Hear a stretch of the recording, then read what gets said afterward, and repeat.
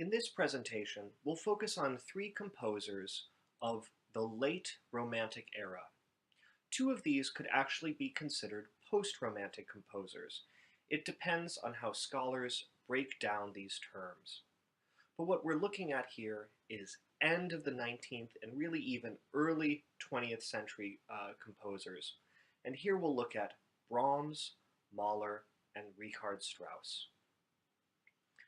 The late 19th century is arguably the first time in Western history, at least in Europe, where much of the music being performed was written by previous generations of composers. Until this time, we've really been performing composers that were living.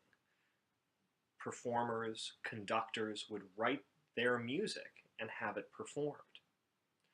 It's really the late Romantic tradition that starts to look back at older music, revere it, and then commemorate it through performances.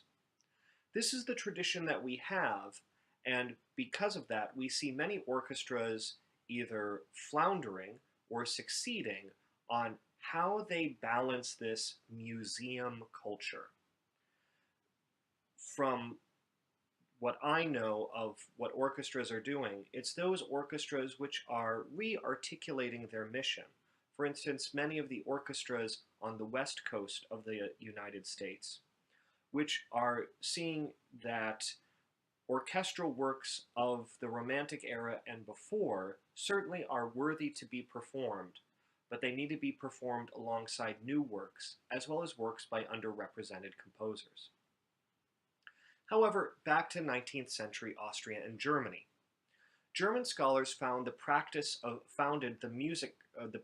musicology at this point. Therefore, it's Germanic composers who received much of the early attention of musicologists. Works of the Renaissance and Baroque, especially works of Bach, thanks to Mendelssohn, enter the standard field of knowledge. Here is a cartoon of Brahms. He's being revered by another musicologist with a censer that is like a Catholic incense-bearing device. And here we see Brahms the academic. This was a duality that many in the late 19th century liked to make fun of, that Brahms was the academic while Wagner displayed emotions. This also provided a nice political divide. Brahms was a leftist, was friends with many people of Jewish backgrounds, and Wagner was conservative, nationalist, and anti-Semitic. So the idea that Wagner appealed to the emotions was in some ways almost like aesthetic propaganda to get people over to that side. And Brahms was characterized as the academic to be revered rather than experienced. I think this is a false duality, though many of those aspects, those non-musical aspects are correct. Brahms's music is, of course, as many of us know, deeply emotional and meaningful. So let's dive into some of that now. Johannes Brahms was born in Hamburg and first performed in restaurants where he became acquainted with Hungarian folk and gypsy music. He later became a distinguished pianist and even edited editions of early music, including early editions of Palestrina. So he's very much a learned composer. He's interested in counterpoint and motivic development. He met Robert and Clara Schumann and the violinist Joseph Joachim in 1853, and they became ardent supporters of his. He loved Clara throughout his life, but remained a bachelor. Brahms, as I mentioned, was often contrasted with Wagner. Those who viewed him unfavorably described him as too academic, as he infused his music with Baroque and classical forms and counterpoint. Here is one such example, the motet Es ist das Heil uns kommen her, a baptismal motet that Bach would have set. In fact, Bach has many settings of this for organ.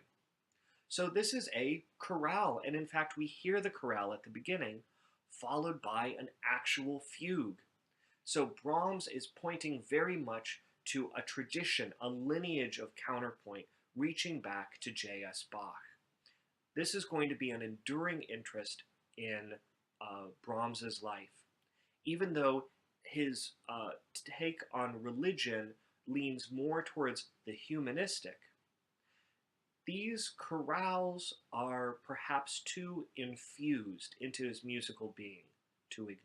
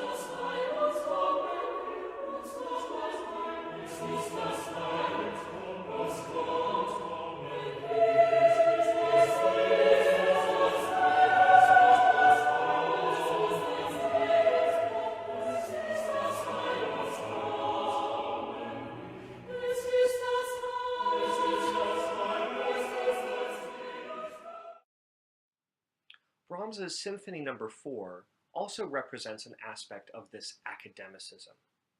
Here we see a distinct Beethovenian motivic saturation.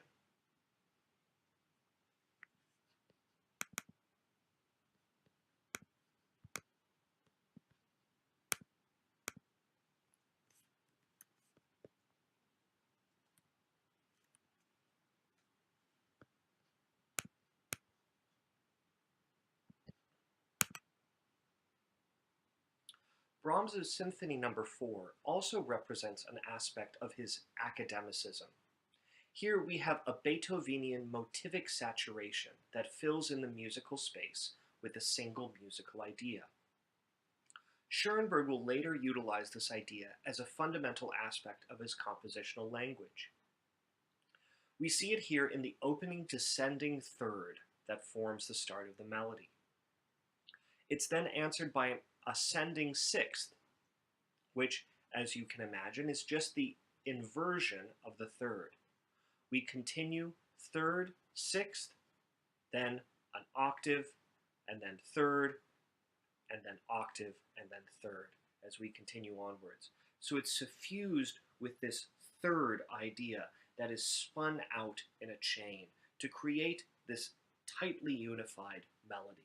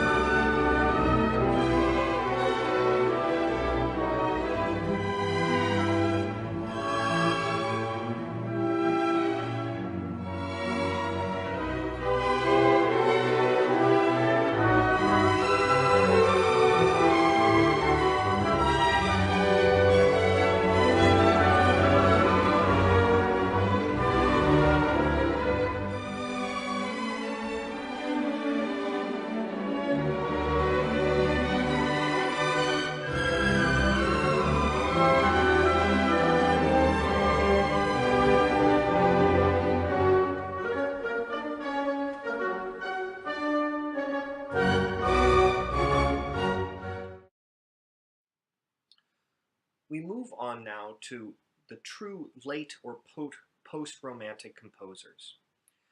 Though late Romanticism is sometimes applied to Brahms and Wagner, and post-Romanticism applied to modernism, what I'm after here is a reference to turn-of-the-century composers who are taking classical forms amplified by romantic sentiment and expanding them, perhaps even to bursting. Depending on the text and the historian, this includes a variety of movements that are not properly but are almost modernist. It's the modernist composers who will reject fundamental aspects of classicism. But these composers have certainly moved beyond the basic romanticism that we've been looking at. Such composers include Strauss and Mahler in Vienna, Ravel and Debussy in France, Vaughan Williams and Holst in Britain, Smetana, Sibelius, and Scriabin in Eastern and Northern Europe and Russia. For now, we're going to remain with Strauss and Mahler, and we'll get to the rest of these composers in the next module. Gustav Mahler continues in the symphonic tradition of Brahms and Bruckner, one of the symphonic and choral romantic composers that we weren't able to cover earlier in this unit.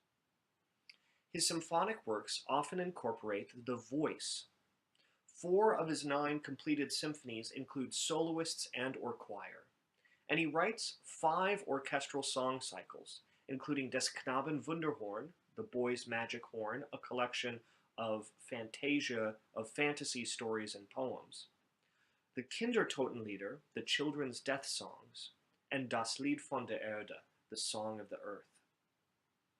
Tonally, Mahler abandons traditional key schemes, frequently beginning and ending his works in radically different keys. For instance, his 4th symphony begins in G major and ends in E major. You might recall that the term for this is a chromatic mediant relationship. 2 chords or keys related by major or minor third that have the same quality but do not appear naturally in each other's key signature. He was also an influential conductor. His posts included serving as music director for the New York Philharmonic. It's as a conductor that Mahler gains a big reputation for being effusive. Here is a cartoon of some of Mahler's conducting. Now, in the 21st century, we're used to conductors doing these sorts of gestures and even more. But in the 19th century, this was rather over the top for a conductor to engage in, particularly, it seems, in America. So we see a lot of gestures that might rightly seem over the top for what's supposed to be a staid and almost academic position. I also like that Mahler here almost looks like the X-Men character Nightcrawler, particularly the image on the left-hand side in the middle where he's facing us. I think is particularly Nightcrawler-esque. Here's an example of one of the songs from Mahler's orchestral song cycles. This is from Des Knaben Wunderhorn, des Antonius von Padua Fischpredigt, that is, Saint Anthony of Padua preaches to the fishes. Here we hear about Saint Anthony arriving for his sermon, but there's no one in the church. So he goes and he preaches to the fishes in the stream. And they all love his sermon. But then they go away and they still maintain their sinful ways. Let's take a listen.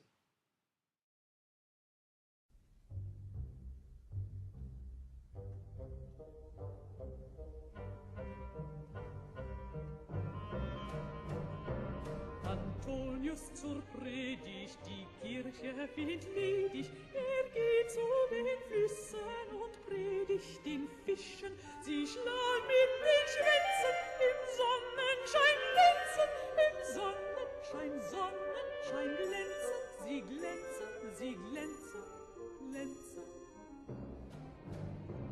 Die Karpfen mit Drogen sein Tal hier erzogen, habt Mäuler aufriesen, sich zu uns befließen.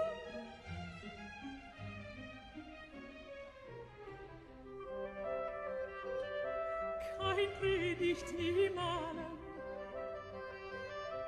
den Fischen so gefallen.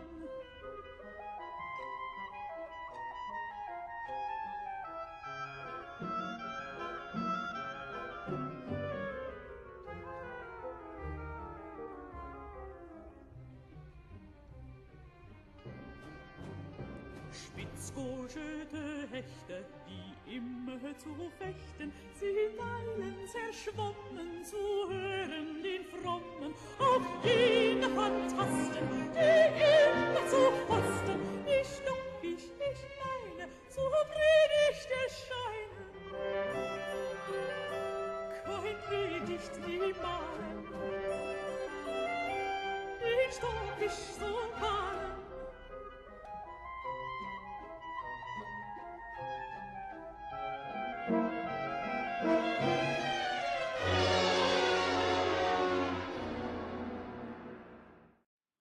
It almost seems that we can hear the wriggling of the eel and the shimmering of the wave and the light upon the scales of the fish. It's as an orchestrator that Mahler is particularly powerful. It's one of Mahler's compositional aspects is that he would not consider a piece finished until he had performed it and heard it, and then could go back and make the corrections. He was known to have a composing cottage that he would go to in the summer in the middle of the mountains. And he would work on his pieces there and then go back and conduct during the year and then go back and revise the next summer. This is why, even though the movements of the Ninth and 10th Symphony are written, they are in some ways not considered complete because Mahler did not go back and revise them. Richard Strauss was a close friend of Mahler, one of the leading figures in German musical life even after both world wars. He was also famed as a conductor. He wrote a number of tone poems. These are modeled after the symphonic poems of Liszt and the programmatic symphony of Berlioz. These are orchestral works that told a story, that were linked to text. Some of these include Don Juan, Till Eulenspiegel's Merry Pranks. Till Eulenspiegel was an Austrian and German folk figure. Also sprach Zarathustra, or Thus Speaks Zarathustra, based on the work of Nietzsche, and Don Quixote. He also wrote a number of operas, including Salome, Elektra, and Der Rosenkavalier. Let's take a listen to a little bit of Also sprach Zarathustra, particularly the movement von der Wissenschaft, that is, concerning science. This work is based on Nietzsche's philosophical poem, suggesting that Christian morality be replaced by an Übermensch ideal, by humans that are above good and evil. Likewise, Strauss in this work moves sort of above tonality. He references it and works around it without being absolutely functional. So he freely builds on tonal elements, and though not necessarily atonal, he utilizes certain tonal ideas and procedures that are counter to functional tonality. For instance, in Von der Wissenschaft, we have a fugue. You might recognize the opening of this from the opening of Also sprach Zarathustra, if you're familiar with that sunrise motive where we hear that lovely opening C major chord. This opening continues through and actually states every pitch within the diatonic scale. If you look at the first four measures, the first contained a C and a G, then we have B, F sharp, D, E flat, G, which we already had, and B flat. We have A, E, and C sharp, and then we have an F natural and an A flat. All 12 pitches of the chromatic scale appear there. So it is in some ways sort of scientific. It wraps up all of the available elements to the composer in the 19th century, that is, all the chromatic elements. Further, what he does is he creates a fugue out of this, but it's not a traditional fugue. A traditional fugue might start in C, then modulate up to the dominant, and then go back to the tonic. However, what Strauss does is he starts on C, goes up to G, and then continues in the circle of fifths, going ever and ever upwards.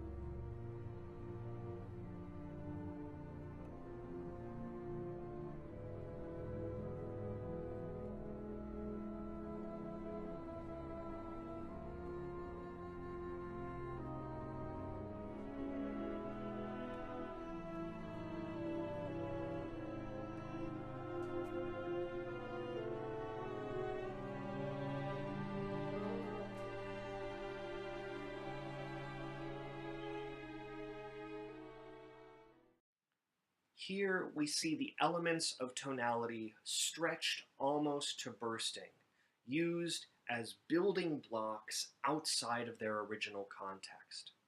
And that's really what we're going to see as we continue to explore composers at the end of the 19th and beginning of the 20th century and what happens next in the next module.